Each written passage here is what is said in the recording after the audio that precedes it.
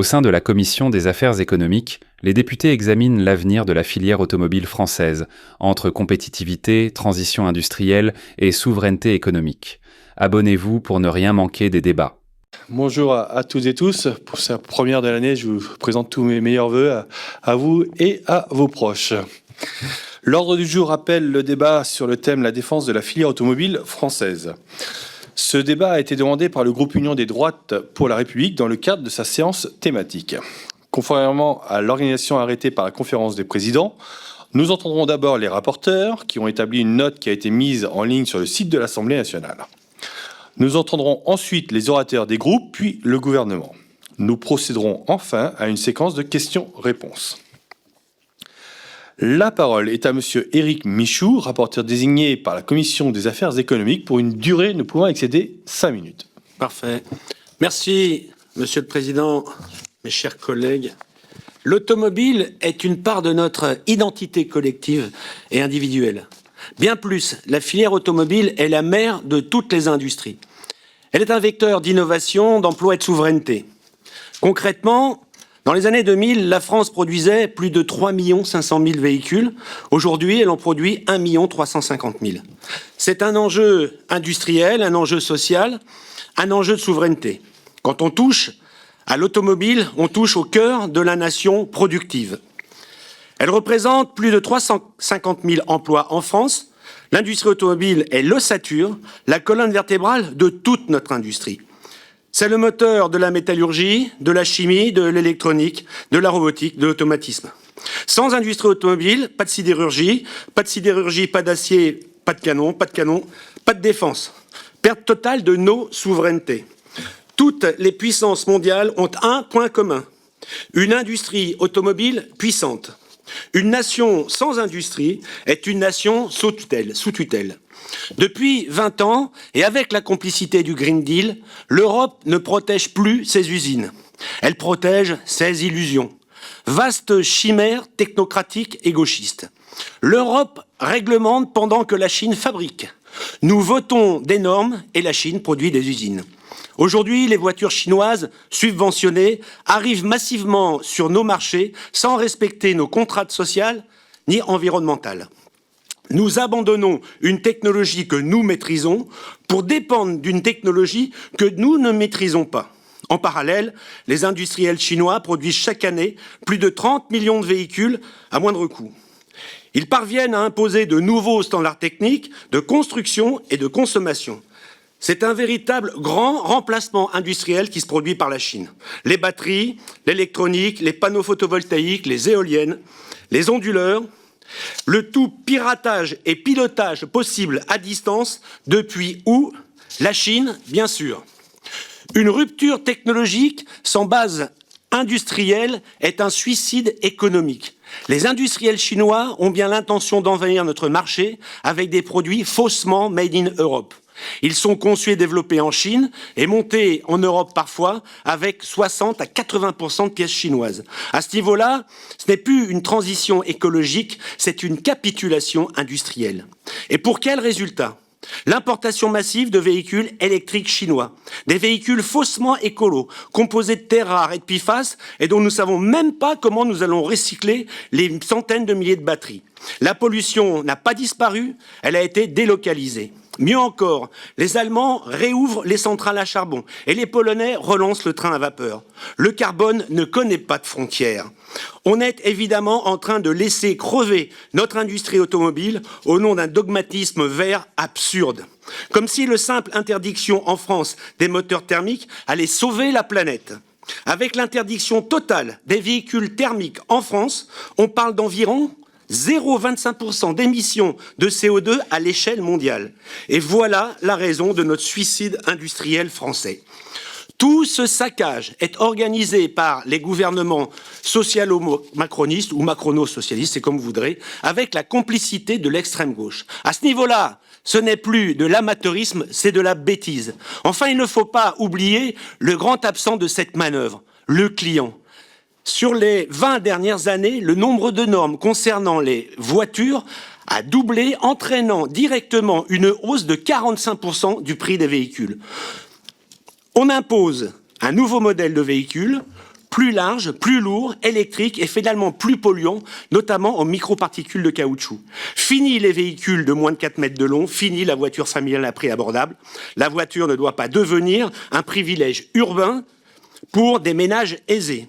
Face à cette fin programmée de l'industrie française, on est en droit de s'interroger sur les intentions du gouvernement. Allez-vous revenir sur les excès de normes ? Allez-vous développer des carburants de synthèse permettant de continuer l'utilisation des moteurs thermiques? Allez-vous permettre la mise en place de l'éco-score réel? Allez-vous favoriser la neutralité technologique? Face à la fin des carburants fossiles pourvoyeurs de taxes, comment allez-vous compenser ce manque fiscal? Nous devons recréer une chaîne de valeur européenne où la France aura toute sa place de leader mondial dans un secteur dont elle est à l'origine. La vraie transition écologique, c'est produire proprement en France et réaffirmer que l'automobile est un choix de civilisation industrielle. Merci. Merci, monsieur le député. La parole est à monsieur Julien Dive, rapporteur désigné par la Commission des affaires économiques pour une durée ne pouvant excéder 5 minutes. Merci, monsieur le Président, messieurs les co-rapporteurs, monsieur le ministre. Mes chers collègues, le constat est assez implacable. Un effondrement des ventes de véhicules neufs dans les concessions automobiles de nos territoires. Un allongement de la vie du parc automobile qui est passé entre 2022 et cette année quasiment du simple au double. Une destruction de fait des emplois industriels présents dans nos territoires, que ce soit chez les constructeurs, chez les équipementiers rang 1, chez les équipementiers rang 2, les sous-traitants, etc. Et tout cela, on pourrait se dire que ça obéit à une logique schumpeterienne de destruction créatrice. C'est pas tout à fait exact, puisque les choix technologiques opérés avec l'essor du véhicule électrique n'apportent pas leurs fruits aujourd'hui en termes de création d'emplois ou de structures industrielles. Il y a bien des gigafactories qui sont implantées dans des territoires. Dans les Hauts-de-France, c'est un exemple. Mais il y a aussi des projets qui sont retardés, décalés ou reportés du fait d'un manque de la demande. Dans ce contexte, nous avons mené une mission d'information, ou plutôt, un travail, une synthèse qui a été présentée par l'Assemblée nationale, qui est le fruit d'auditions que nous avons menées auprès de constructeurs, Renault, Stellantis pour les Français, de pôles de compétitivité de manière à parfaire la chaîne de valeur, de la recherche applicative fondamentale jusqu'à la production, des équipementiers avec la FIEV, des gigafactories, les filières batteries évidemment, et des organisations patronales ou encore de la PFA qui avait été créée en 2009 à la suite de la précédente crise de la filière automobile. Ce travail nous a amené à un triple constat. D'abord, effectivement, je le disais en introduction, un décrochage industriel très engagé, moins 25% par rapport à la période Covid des volumes de véhicules produits en Europe, un effondrement très net, des conséquences directes, je le parlais, des emplois, mais c'est aussi des usines qui sont sous-chargées, une crise de l'emploi et de fait une crise de la demande. Deuxième constat, une montée en puissance de la concurrence déloyale chinoise. Concurrence déloyale parce qu'il s'agit véritablement, pour reprendre les termes de certains invités que nous avons audités, d'une offensive. Une offensive réelle de la Chine qui subventionne ses constructeurs pour cibler le marché européen sur les segments notamment moyenne gamme, puisque aujourd'hui les ventes de véhicules électriques se font essentiellement, quand on regarde la part des véhicules électriques, mais nous aurons l'occasion d'en rééchanger, sur des véhicules en grosse dominante premium, et on sent bien que les véhicules chinois se placent sur le premium, mais aussi sur la moyenne gamme. Ensuite, troisième constat, et cela pour le coup il est difficile de le contester, une nécessité d'opérer une transition écologique, mais soutenable. Soutenable par un mix technologique. On parle du véhicule électrique et il ne s'agit pas, on regarde des investissements qui ont pu être faits à la fois par l'État, par les industriels, par les territoires, de tout jeter avec l'eau du bain, mais au contraire, de regarder quelles sont les différentes alternatives dans ce mix. L'électrique, l'hybride, évidemment, le thermique, parce qu'il y a un thermique propre, si je puis dire. On parlait de véhicules utilisant des carburants de synthèse, mais on peut aussi se pencher sur la question des carburants biosourcés issus de l'éthanol. Donc cette nécessité qui oblige à la fois à une souplesse, un calendrier, et avec à l'esprit la protection de la filière. Cela a été dit, l'industrie automobile est très ancrée dans nos territoires. L'industrie automobile est très ancrée dans l'ensemble de la filière industrielle. Il fallait qu'il y ait une volonté d'accompagner ou de pousser sur certains choix stratégiques, mais cela, je crains malheureusement à l'échelle européenne, a pénalisé une grande partie de notre industrie. Je salue la décision qui a été prise le 16 décembre dernier d'assouplir l'objectif du 100% thermique à l'horizon 2035. Je vous remercie. Merci, monsieur le député. La parole est à monsieur Laurent Mazery, rapporteur désigné par la Commission des affaires économiques pour une durée ne pouvant excéder 5 minutes. Merci, Monsieur le Président, Monsieur le Ministre, Messieurs les rapporteurs, chers collègues.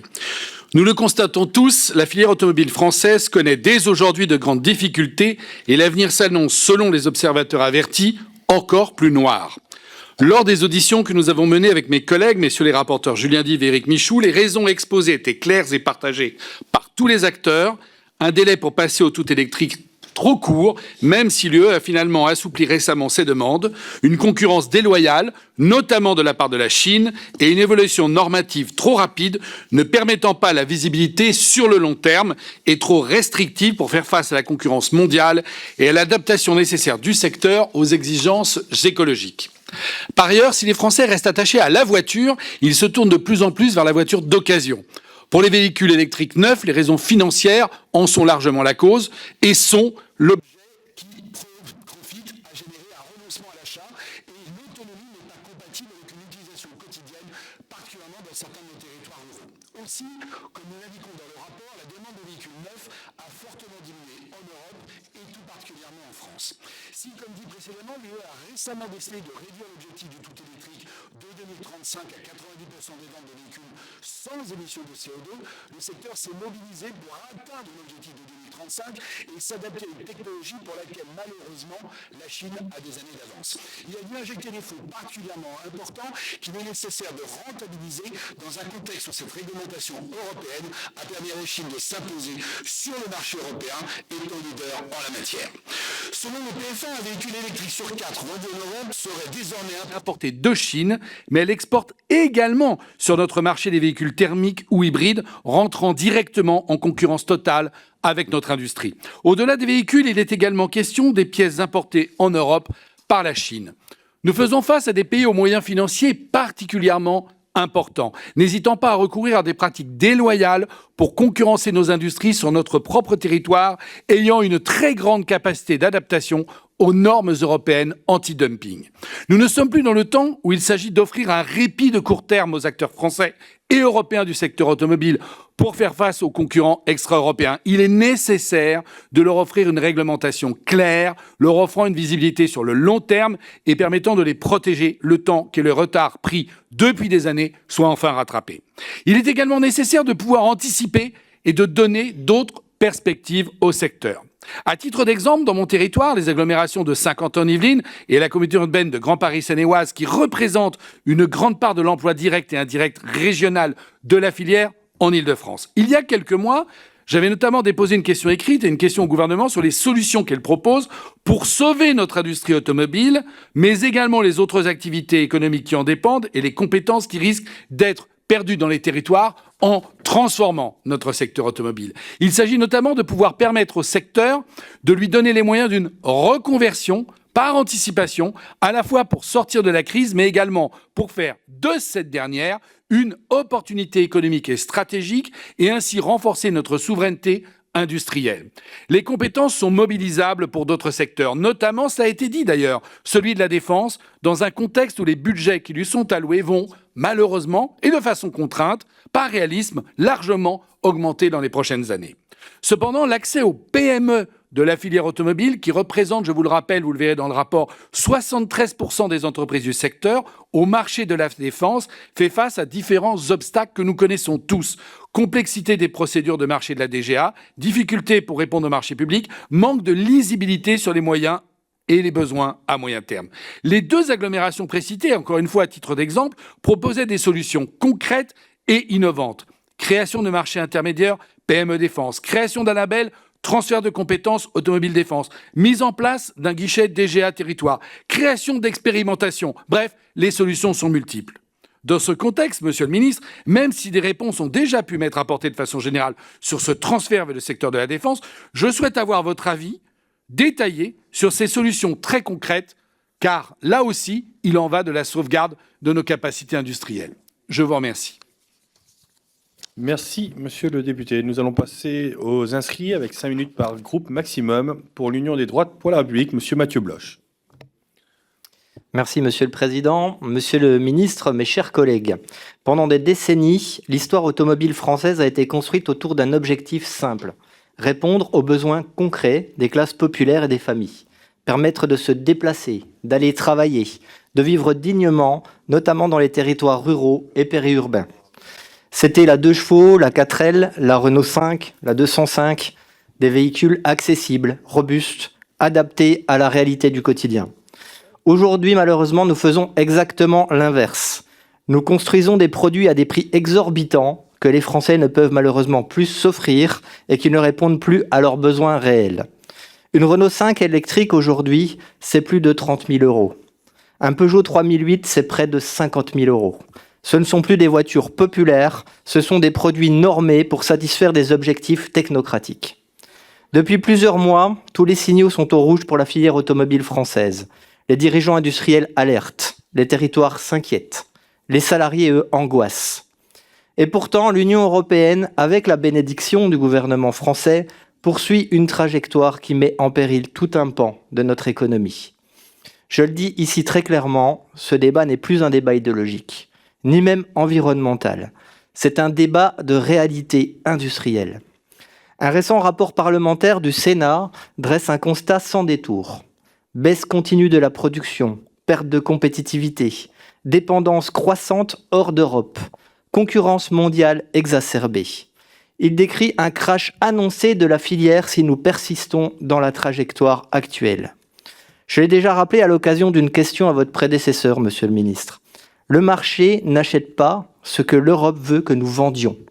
Ce ne sont pas des mots d'opposants politiques, mais ceux de dirigeants industriels, comme Luca De Meo, l'ancien patron de Renault, ou de John Elkann, l'actuel président de Stellantis. Ils nous disent une chose simple: le tout électrique imposé ne fonctionne pas. La filière automobile française, ce sont près de 350 000 emplois directs, et bien davantage, si l'on inclut les sous-traitants, la métallurgie, l'ingénierie, la logistique. Dans des territoires entiers, comme le mien, celui du Pays de Montbéliard, elle est le cœur économique d'un territoire.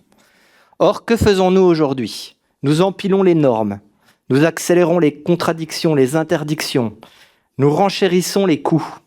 Entre 2015 et 2030, rendons-nous compte, le prix d'une Renault Clio aura augmenté de 40%, essentiellement sous l'effet de l'inflation réglementaire européenne. Résultat, les véhicules conçus pour les classes populaires et moyennes deviennent totalement inaccessibles. Pendant ce temps, la concurrence chinoise, elle, avance à marche forcée. Elle produit plus vite, elle produit moins cher, elle maîtrise les batteries, elle impose ses standards technologiques. Et face à cela, l'Europe continue d'imposer à ses propres industriels des contraintes qu'aucune autre grande puissance n'accepterait. Mais le problème ne s'arrête pas au tout électrique. Nous avons aussi financé, parfois à marche forcée, des filières sans marché réel, et je pense à l'hydrogène automobile. Sans réseau, sans demande suffisante, sans modèle économique viable. Ce choix a conduit à un échec industriel et il a fragilisé des groupes majeurs de la filière comme Forvia qui avait investi massivement dans cette technologie au détriment d'autres voies plus pragmatiques. Ce n'est pas de la planification, Monsieur le Ministre, c'est de l'aveuglement. Nos voisins allemands, eux, ont commencé à tirer les conséquences de cette impasse. Ils demandent à l'Union européenne de revenir sur le dogme du tout électrique, d'assouplir les calendriers, de reconnaître le rôle des motorisations hybrides et des technologies alternatives. Là, je pense aux biocarburants. Les salariés de la filière automobile française vous demandent aujourd'hui la même chose. Ils vous demandent de faire véritablement pression sur l'Union européenne pour sortir du tout électrique imposé et de réaffirmer la neutralité technologique. Ils vous demandent de redonner de la visibilité et de la stabilité à la filière en mettant fin à l'empilement de normes irréalistes. Ils vous demandent de protéger réellement le marché européen face à une concurrence internationale agressive. Ils vous demandent enfin de placer l'emploi, les territoires et la souveraineté industrielle au cœur des décisions européennes. Ces demandes sont lucides, responsables et largement partagées. Les salariés de la filière automobile attendent du courage politique, ils attendent des actes. Je vous remercie. Merci, Monsieur Bloch. La parole pour le Rassemblement national à Monsieur Pierre Murin. Merci, Monsieur le Président, Monsieur le Ministre, Messieurs les rapporteurs, chers collègues. Les politiques publiques de ces dernières années ont porté une série de coups d'arrêt à l'industrie automobile française en la forçant à opérer une transition technologique radicale dans des délais intenables afin de permettre à la Chine, qui a 15 ans d'avance sur nous en matière d'électrification des véhicules et d'électronique embarquée, de vampiriser notre marché automobile grâce à un effet d'aubaine artificiellement créé par vos carcans normatifs, fiscaux et environnementaux. Les conséquences sont particulièrement lourdes. Destruction d'emplois industriels, 40 000 depuis 2020, c'est-à-dire votre bilan, et jusqu'à 100 000 potentiellement dans les 10 prochaines années. Chute de la production. Nous produisons seulement aujourd'hui 1,36 million de voitures contre 3,7 millions 20 ans auparavant. Explosion des prix, 6 800 € en moyenne de hausse des prix, soit 24% en seulement 4 ans entre 2020 et 2024, en raison notamment du coût des batteries, du malus automobile, qui relève plus du braquage à main armée que d'une fiscalité raisonnable, et du coût faramineux de la mise en œuvre de vos normes. En conséquence, chute des ventes de voitures et d'utilitaires neufs, et donc vieillissement du parc automobile qui se renouvelle moins vite. Au passage, cela fait moins de rentrées de TVA pour l'État. J'en profite pour glisser un appel aux constructeurs automobiles. Il conviendrait que ceux-ci ne concentrent pas tous leurs investissements sur la montée en gamme. La premiumisation des voitures, qui privilégie la marge haute sur les volumes de vente, est aussi en partie responsable des problèmes évoqués plus haut, notamment la destruction d'emplois en raison de la baisse des volumes. Il existe une forte demande de voitures d'entrée de gamme. Le phénomène Dacia l'a prouvé. Dans les années 90, des voitures emblématiques comme la Clio, la 205 ou la 206, voiture française la plus vendue au monde de l'histoire avec plus de 8 millions d'exemplaires, ont matérialisé le renouveau automobile français des années 90. Il nous faut à nouveau produire des voitures populaires françaises emblématiques. Alors évidemment, les droits de douane américains contractent nos marchés d'export, la guerre en Ukraine et la crise des semi-conducteurs ont leur part dans cette crise.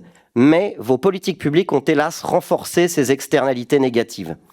Le Green Deal européen, qui impose l'interdiction de la vente de voitures thermiques neuves à horizon 2035, a créé une trajectoire industrielle absolument intenable pour notre compétitivité.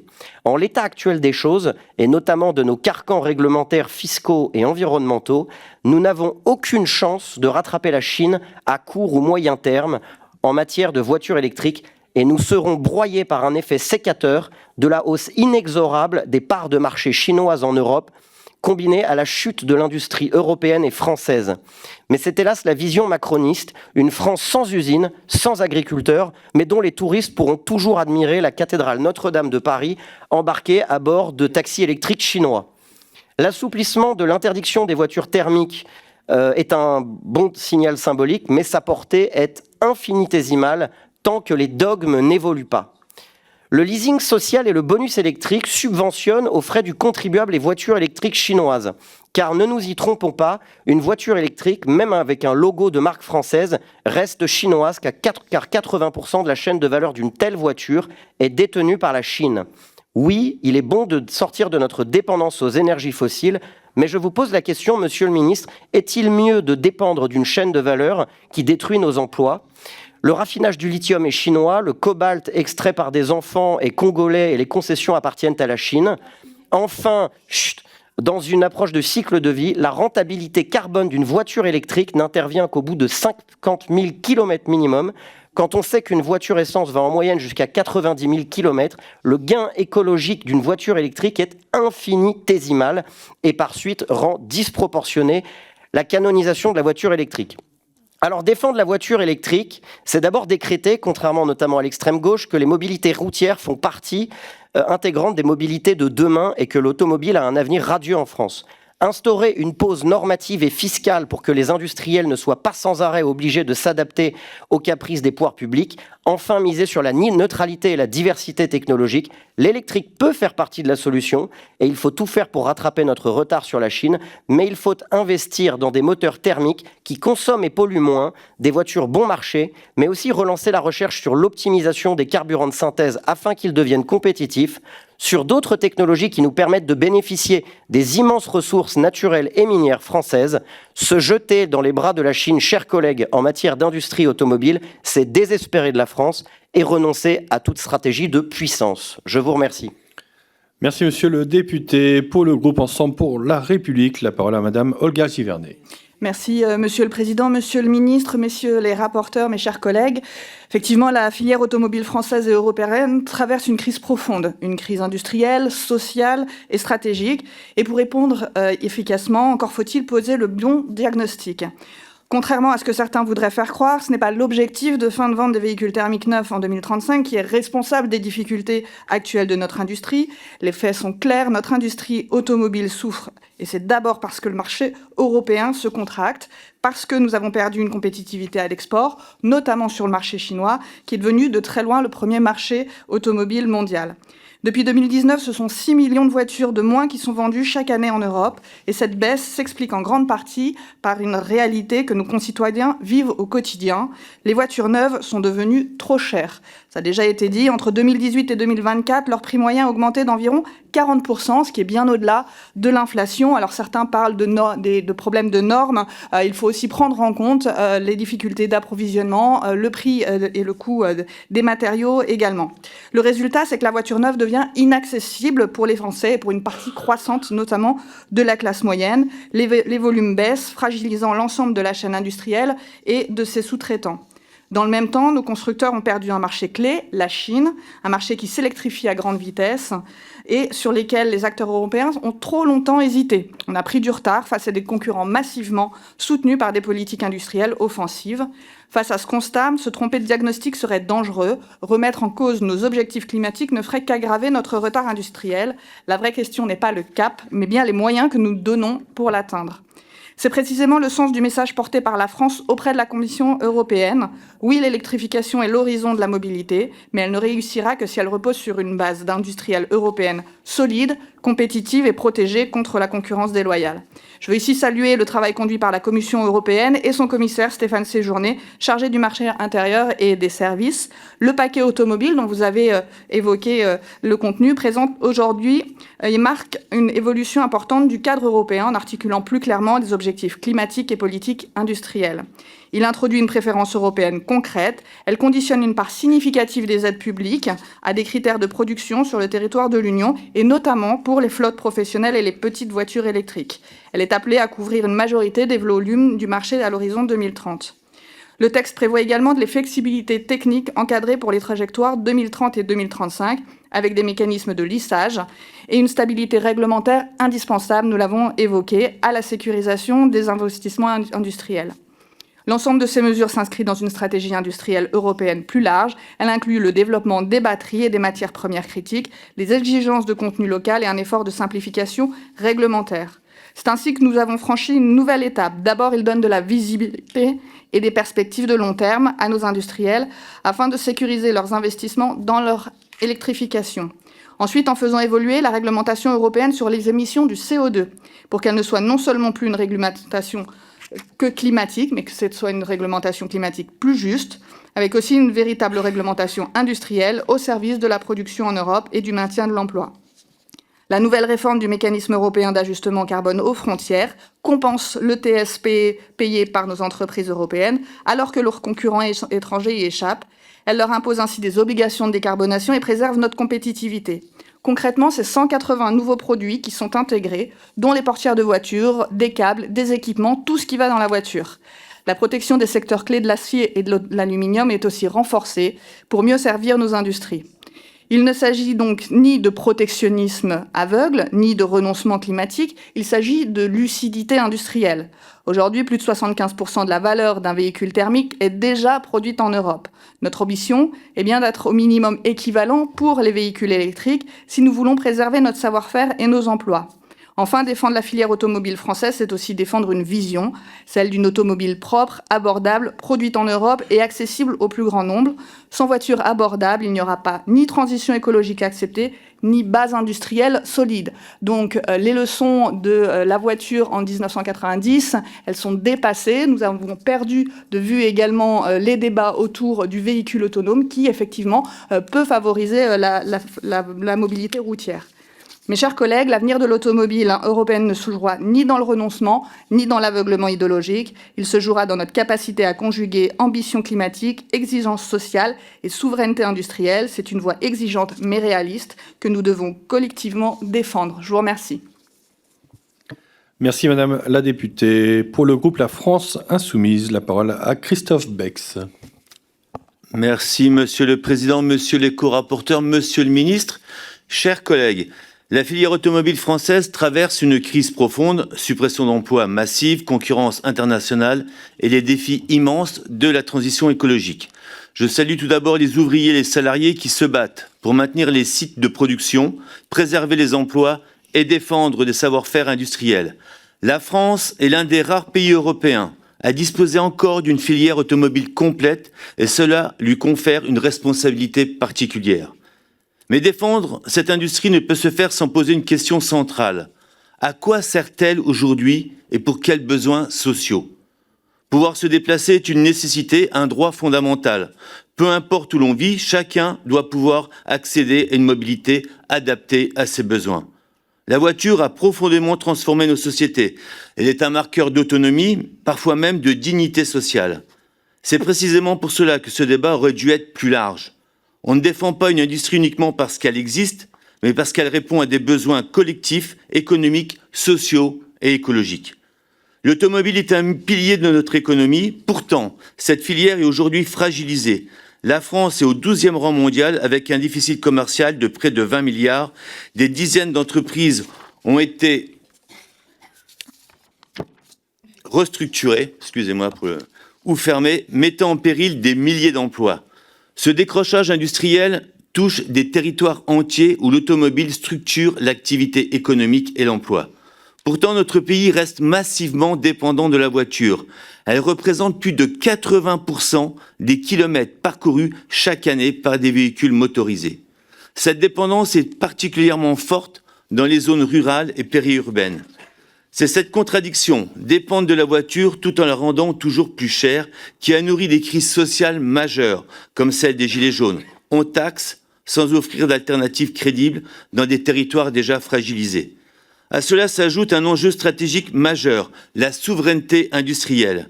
La transition vers le véhicule électrique expose la filière européenne à une concurrence redoutable, notamment chinoise. La Chine concentre 60% du marché des véhicules électriques. Ces modèles arrivent sur notre marché à des prix jusqu'à 20% inférieurs. Nos industriels ont des coûts de production plus élevés, notamment énergétiques, et une perte progressive de savoir-faire.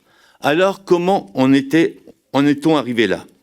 Par une hausse des prix en 10 ans. Le prix des véhicules neufs a augmenté de 50%, faisant chuter les ventes par l'absence de vision industrielle et de planification. En face, la Chine a investi 200 milliards d'euros sur le véhicule électrique. L'Europe a hésité, a ouvert ses marchés sans protection suffisante par des choix politiques. Privatisation des autoroutes, sous-investissement dans le ferroviaire, baisse du bonus écologique, affaiblissement des services publics de transport. À cette responsabilité gouvernementale s'ajoute l'hypocrisie de certaines forces politiques. Le Rassemblement national et l'UDR prétendent défendre l'industrie et le pouvoir d'achat, mais leur vote raconte une autre histoire.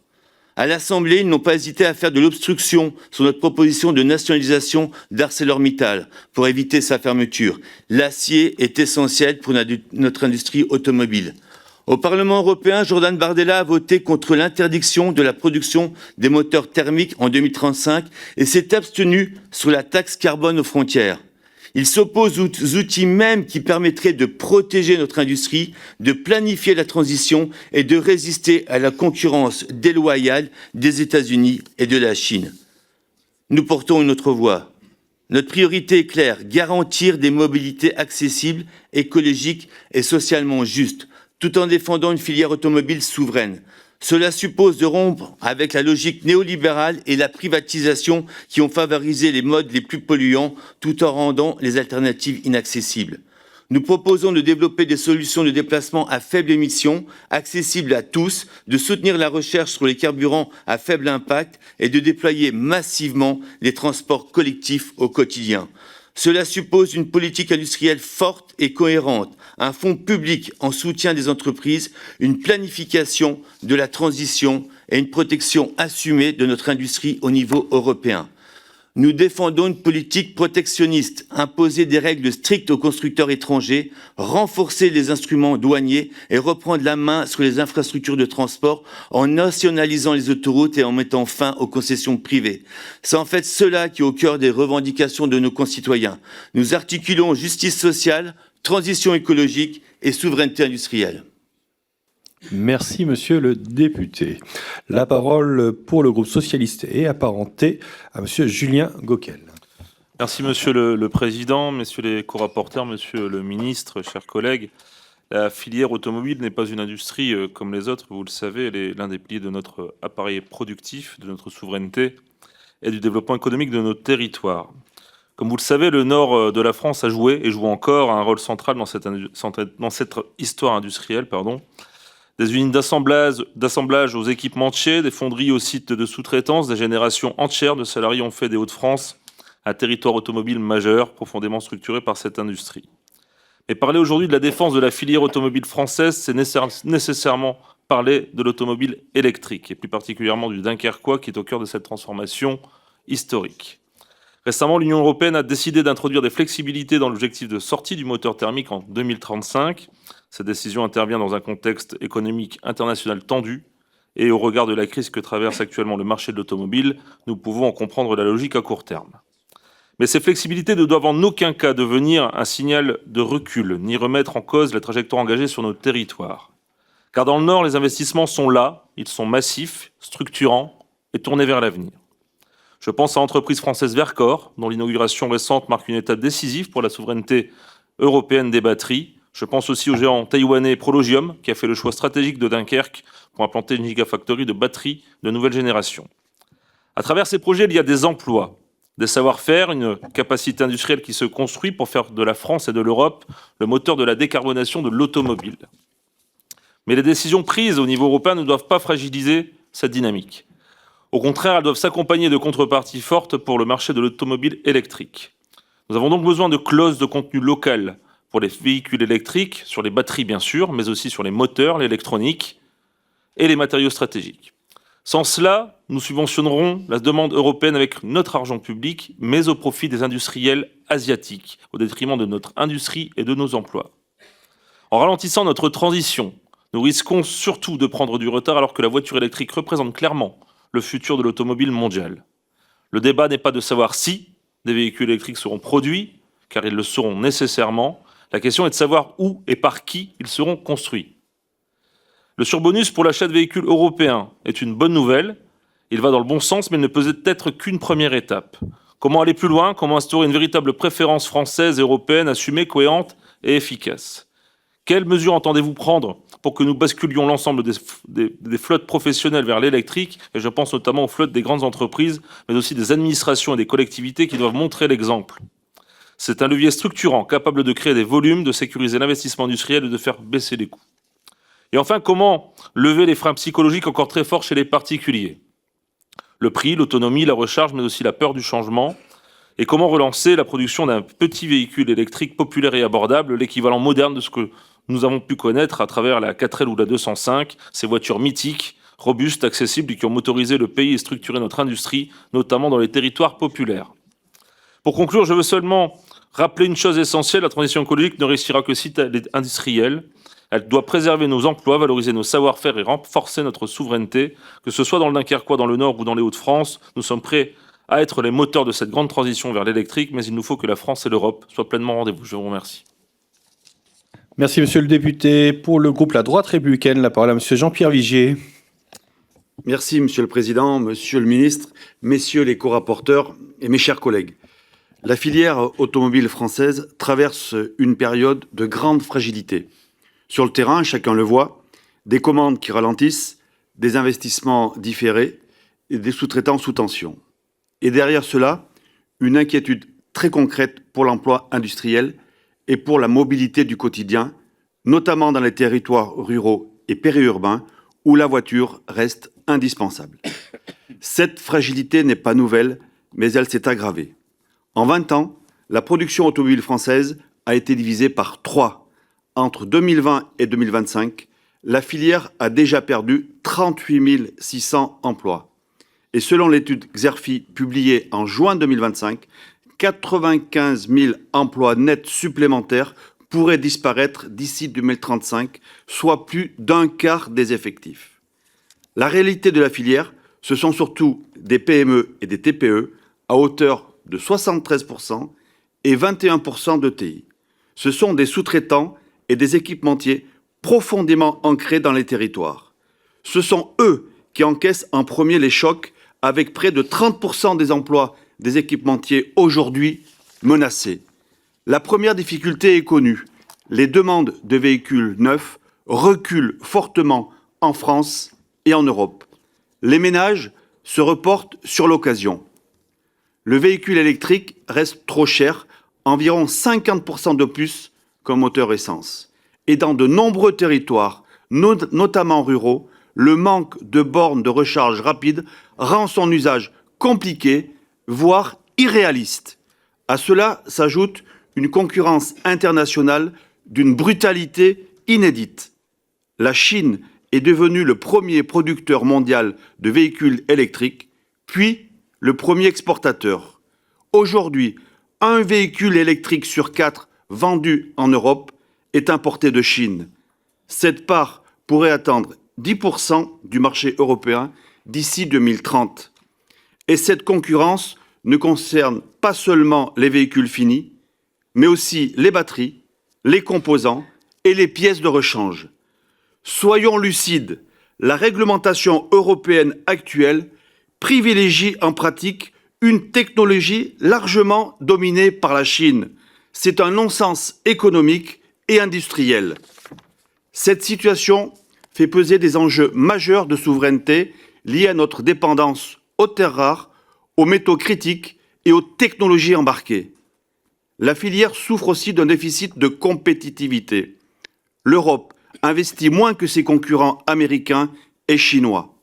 Les coûts de production ont explosé et la facture énergétique de nos industriels a presque doublé entre 2019 et 2023. L'empilement des normes pèse lourdement sur les chaînes de production. Il faut retrouver du bon sens et avec les députés de la droite républicaine, nous portons une ligne claire. D'abord, de la lisibilité, de la stabilité. 17 réformes en quelques années, c'est intenable pour les industriels. Il faut une trajectoire de décarbonation réaliste avec des calendriers tenables et de la flexibilité. La transition ne peut pas être décrétée contre les consommateurs ni contre les industriels. Ensuite, sortir d'une approche exclusivement centrée sur le tout électrique, en orientant toute la filière vers un segment aujourd'hui largement dominé par la Chine, on affaiblit nos propres producteurs. L'hydrogène, les carburants décarbonés et l'innovation doivent pouvoir se développer pleinement. La transition ne peut pas reposer sur une seule solution, elle doit s'appuyer sur l'ensemble des leviers disponibles pour réussir. Il faut aussi une véritable défense commerciale, sécuriser un minimum de contenu local dans les produits vendus en Europe, conditionner les aides et les marchés publics à des exigences claires et reconstruire des chaînes de valeur sur notre territoire, notamment dans le recyclage. L'industrie automobile française a l'excellence, la créativité et les compétences, mais elle ne pourra rebondir qu'avec un cadre clair, lisible, réaliste et protecteur. C'est à cette condition que nous préserverons l'emploi industriel, notre souveraineté et la mobilité des Français. Je vous remercie. Merci, monsieur le député. Pour le groupe écologiste et social, la parole est à madame Lisa Bellouko. Merci, Monsieur le Président, Messieurs les rapporteurs, Monsieur le Ministre. Pour discuter de la filière automobile, nous devons définir la place qu'occupe et surtout que devrait occuper la voiture. Nous vivons dans un modèle pensé pour la voiture. C'est le fruit des décisions politiques du passé. Aujourd'hui, le constat est sans appel. Nombreux et nombreuses sont les Français à avoir besoin de leur voiture pour travailler, faire leurs achats de première nécessité, se soigner, bref, pour vivre. Mais les choix passés n'augurent pas les choix futurs. Si nous avons un temps construit notre monde autour de la voiture, nous pouvons le reconstruire différemment. Car aujourd'hui, nous savons que les transports représentent le tiers des émissions de gaz à effet de serre de notre pays. Et parmi ces émissions, 80% viennent du transport routier.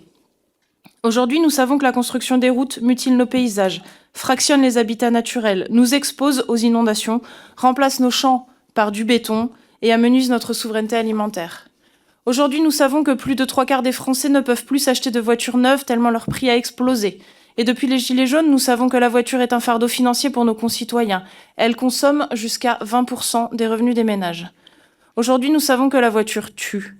En 2024, 3193 personnes sont mortes sur nos routes, sans compter les 40 000 personnes qui meurent prématurément chaque année à cause de la pollution de l'air. Et enfin, depuis les pics pétroliers, nous savons que la voiture thermique constitue une vulnérabilité géopolitique béante pour nos États. Nos vies sont suspendues au cours du baril et aux aléas politiques de régions troublées. Deux voies s'offrent à nous. Celle qui consiste à faire croire aux Françaises et aux Français qu'il n'y a pas de problème, qu'on peut continuer à foncer dans le mur en construisant des voitures thermiques et des autoroutes, que tout ira bien sans rien changer. Et il y a celle qui consiste à reconnaître que la place donnée à la voiture ces dernières années est incompatible avec le maintien de nos conditions de vie sur Terre. Ce constat appelle à un peu de courage politique pour prendre ce problème à bras-le-corps. C'est le sens du projet écologiste que je vais vous détailler aujourd'hui. La première chose à faire, c'est d'arrêter de foncer tête baissée dans le mur. Il faut arrêter de développer nos lieux de vie sur le modèle dépassé des quartiers pavillonnaires des années 60, dépendant de la voiture. La voiture n'est pas une fatalité. Avec des politiques courageuses, il est possible de relocaliser les emplois et les services publics dans nos territoires pour reconstruire des bassins de vie à taille humaine. Car le meilleur déplacement, c'est celui qu'on n'a pas besoin de faire. Le renforcement du train, des transports en commun, du vélo est certes nécessaire, mais il vient après. Dans tout cela, quelle est la place de l'industrie automobile ? Le temps que cette transition écologique s'opère, nous aurons besoin d'adapter nos usines à la production de véhicules sobres et ou électriques, qui émettent 4 fois moins de CO2 que leurs équivalents thermiques. Il est essentiel également de protéger les salariés du secteur, et ce, dès les filières de formation. De nouveaux secteurs vont émerger sur le rétrofit, la production de voitures électriques, le recyclage, la réparation des véhicules. Il faut saisir ces opportunités. Orienter la production du secteur automobile vers nos besoins et prévoir la formation et la réinsertion des salariés du secteur, tout cela porte un nom, c'est la planification. Ce n'est pas le choix qui a été fait depuis des décennies. Aujourd'hui, le plan, c'est de ne pas avoir de plan, c'est de laisser faire le marché. Résultat, nous avons perdu sur tous les tableaux. Nous avons perdu 100 000 emplois en 10 ans à cause des gains de productivité, mais aussi une forte délocalisation de la chaîne de valeur. Il y a 20 ans, nous construisions 50% des voitures vendues en France. En 2020, nous n'en produisions plus que 20%. L'entêtement à s'enfermer dans le libre-échange et la mondialisation a détruit notre industrie.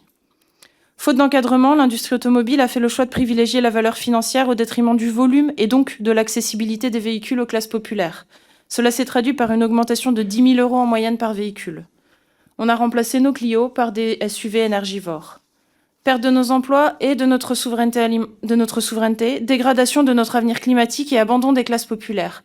Permettez-nous de questionner cette absence de stratégie pour notre automobile française. Et ce n'est pas faute d'avoir essayé d'avancer. Plusieurs fois, le malus poids sur les SUV aurait pu être rehaussé si la droite, l'extrême droite et les macronistes ne s'y étaient pas opposés. Emmanuel Macron avait lancé le leasing social. Depuis, le dispositif a été débudgétisé et la prime à la conversion a été supprimée. Une proposition de loi de l'ex-député macroniste Damien Adam avait pour vocation de pousser les entreprises à électrifier leur flotte automobile. Le texte est pour l'heure tombé aux oubliettes. Au lieu d'accompagner la transition des industries, le gouvernement a distribué des millions d'euros sans contrepartie aux grands patrons qui ont ensuite délocalisé leur production à l'image de ce qu'a fait Michelin. Voilà où nous mènent ces choix désastreux. Mais tant que nous n'avons pas heurté le mur, il est encore temps de changer de direction. Monsieur le ministre, que ferez-vous pour rétablir réellement le leasing social et la prime à la conversion ? Allez-vous réinscrire la proposition de loi sur le verdissement des flottes automobiles ? Allez-vous conditionner l'aide publique aux entreprises automobiles aux objectifs de transition vers des modèles sobres ? En somme, prévoyez-vous de commencer un jour à faire de la planification écologique ? Merci Madame la députée. Pour le groupe Les Démocrates, la parole à Monsieur Laurent Croisier. Merci Monsieur le Président, Monsieur le Ministre, Messieurs les rapporteurs, mes chers collègues. près d'1 million d'emplois directs et indirects, 150 000 entreprises à travers tous nos territoires, plus de 150 milliards d'euros de chiffre d'affaires, 6 milliards d'euros de recherche et développement. La filière automobile n'est pas une industrie comme les autres.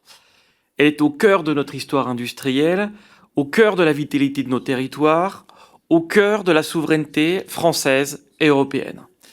Je le constate chaque jour dans mon département du Doubs, territoire industriel, berceau de la marque Peugeot, et dernièrement à Besançon, lors de la visite de l'entreprise familiale Air Bourgeois, acteur majeur et référence mondiale dans la conception et la fabrication de circuits magnétiques rotor et stator, notamment pour l'électromobilité. Les députés du groupe démocrate saluent ce débat, tant nos entreprises font face à de nombreux défis, qu'il s'agisse des mutations technologiques, des tensions d'approvisionnement ou encore de la concurrence internationale d'une intensité inédite. L'enjeu est majeur, permettre à notre industrie, colonne vertébrale de notre économie, d'être compétitive et défendre l'industrie automobile française et européenne. Après 50 ans de désindustrialisation, nous avons récemment accéléré certaines procédures sans sacrifier nos standards, mais nous devons encore aller plus loin, engager un plan massif de simplification des normes et réduire la fiscalité qui freine la compétitivité et les investissements. La décarbonation et la transformation des chaînes de production exigent aussi du pragmatisme. L'assouplissement européen sur l'interdiction des moteurs thermiques en 2035 était nécessaire face à la réalité industrielle et face à la réalité du marché. Je m'en félicite. Enfin, investissons dans la formation et dans l'innovation. L'industrie est pourvoyeuse d'emplois. L'automobile est le secteur qui dépose le plus de brevets en France. Cette capacité est un atout. Je voudrais dès lors insister à titre plus personnel sur plusieurs enjeux. La transition vers le véhicule électrique, connecté et décarboné, repose sur des technologies stratégiques. Batterie, logiciels, électronique de puissance, intelligence artificielle. Chaque implantation, chaque partenariat, chaque investissement étranger doit contribuer à renforcer notre base technologique et non à l'affaiblir. C'est un enjeu d'équilibre et de réciprocité. L'Europe doit cesser sa naïveté. Il est temps qu'elle prenne conscience de sa puissance et qu'à ce titre, elle soit en mesure d'imposer ses propres règles. L'Europe doit cesser d'être le seul marché ouvert au monde quand tous les autres protègent le leur. Je refuse le protectionnisme aveugle, mais lorsque l'argent public européen est mobilisé, il doit soutenir la production européenne. Aujourd'hui, l'industrie automobile fait face à la concurrence déloyale chinoise. Dopée par des subventions colossales, des coûts et des normes, notamment environnementales, très inférieurs aux nôtres, les constructeurs chinois sont en situation de surcapacité et envahissent le marché européen. J'évoquerai plusieurs leviers pour protéger l'industrie française et européenne. Il existe des taxes sur l'acier brut, mais pas assez sur les produits transformés. Il faut augmenter drastiquement les droits de douane sur les produits finis et semi-finis chinois. Les règles du marché intérieur doivent intégrer des critères de respect des normes sociales et environnementales. Exigeons des importateurs ou constructeurs une part très importante de composants d'origine européenne pour accéder au marché unique sans pénalité. Et pourquoi ne pas contraindre les entreprises chinoises qui souhaitent installer des usines en Europe à le faire en association avec des industriels européens? C'est la réciprocité de ce que la Chine a imposé aux Occidentaux pendant 40 ans. Mes chers collègues, la filière automobile française et européenne possède les talents, les infrastructures et la capacité d'innovation pour réussir sa transformation, mais elle ne pourra le faire que dans une Europe qui choisit de défendre ses intérêts stratégiques sans naïveté et de faire respecter une concurrence saine et loyale. Je vous remercie. Merci, monsieur le député. Pour le groupe Horizon et Indépendants, la parole à monsieur Jean-Michel Brard. Merci, Monsieur le Président, Monsieur le Ministre, Messieurs les rapporteurs, chers collègues. L'industrie automobile européenne, et singulièrement française, traverse depuis plusieurs mois une crise profonde, structurelle, aux causes multiples que nous ne pouvons plus ignorer. Cette crise n'est ni conjoncturelle ni passagère, elle est le résultat de chocs successifs sanitaires, industriels, énergétiques, mais aussi de choix stratégiques parfois mal calibrés face à une concurrence mondiale de plus en plus agressive. Premier constat, la demande s'est effondrée. Entre 2019 et 2023, les ventes de véhicules neufs ont reculé de 18%. À l'échelle européenne, entre 2019 et 2024, le marché automobile a perdu plus de 2 millions d'unités. L'Europe est aujourd'hui la seule grande région du monde à ne pas avoir retrouvé sa trajectoire d'avant Covid dans le secteur automobile. Contrairement aux projections initiales, l'essor du véhicule électrique n'a pas compensé cette baisse. Après un pic en 2023, la part de vente de véhicules 100% électriques et hybrides rechargeables a reculé en France en 2024 et en 2025, pour représenter désormais moins d'un quart des ventes totales. Les acteurs de la filière sont ainsi confrontés à un cadre réglementaire contraignant ainsi qu'à une demande non alignée. En résulte des investissements massifs pour transformer les outils de production sans pouvoir en tirer les bénéfices. Le deuxième constat, notre appareil productif est fragilisé. La France, marquée par 2 décennies de délocalisation vers des pays à bas coût, a moins bien résisté que ses voisins. En 2023, la production automobile domestique restait inférieure de 40% à son niveau de 2019. Cette fragilité se traduit très concrètement sur nos territoires par la fermeture de nombreux sous-traitants automobiles et par des ajustements sociaux lourds. Le troisième constat, sans doute le plus préoccupant, la concurrence étrangère, notamment chinoise, sur le marché des véhicules électriques. Lors des auditions menées en commission des affaires économiques, les représentants de la filière, dont la FIEV, ont parlé sans détour d'agression chinoise.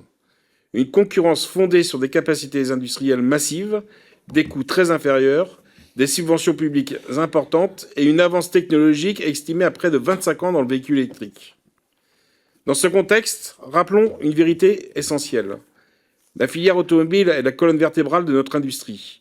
Elle irrigue la métallurgie, la chimie, l'électronique et même des secteurs stratégiques comme la défense.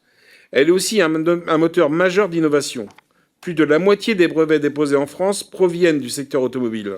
Si cette filière s'effondre, c'est tout notre socle industriel qui vacille.